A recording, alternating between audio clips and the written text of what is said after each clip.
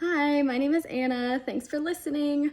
After watching these counseling sessions, I would say that yes, that's what I picture a counseling session to be. I've been in counseling myself for years, and I find that my sessions with my counselor are a lot more informal, but that could just be because we have really great rapport and have been seeing each other for years.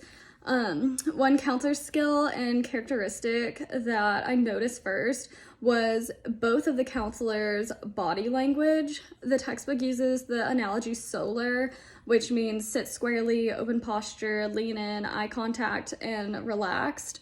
Both of their body languages exemplified that analogy. The textbook says counselors should reflect feelings of their clients. This involves paying attention to feeling words or indicators of feelings and validating these feelings and naming or labeling emotions as they arise. Reflection skills are critical to demonstrating empathy, and that's from Simmons, Lilly, and Cunley 2019.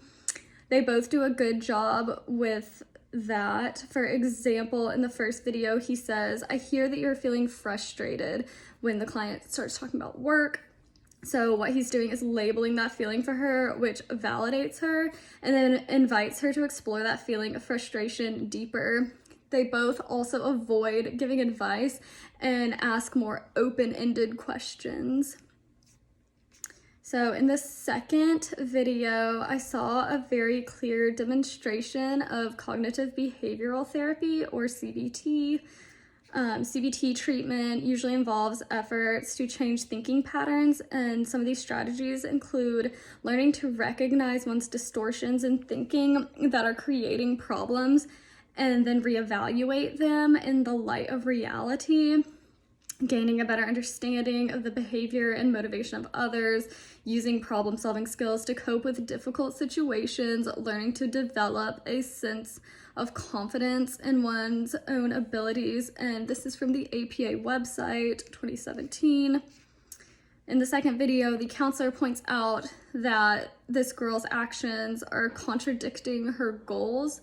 He then uses reframing. She has a fear that people are going to say no to activities that she wants to do, and therefore she never asks people to do activities that she suggests. And he works with her on changing her perception and to not make assumptions about other people's feelings of her suggestions. He also gives her homework, which is a technique that's often used in CBT. I think the first counselor would possibly be a good fit for me. He seemed like a very empathetic listener and he had a very warm disposition. I don't think the second one would be a good fit for me personally because I'm not a fan of CBT. I've tried it, it wasn't helpful for me. This really shows me why it's important to have different theories in your counselor toolbox, because what might be the most popular or helpful for one person might not work for the next. But I did like that the second counselor set goals with his clients. I really liked that. A question that I have is, what theoretical orientation do we think the first counselor was using? Because I couldn't figure out one specific technique. Thanks for listening.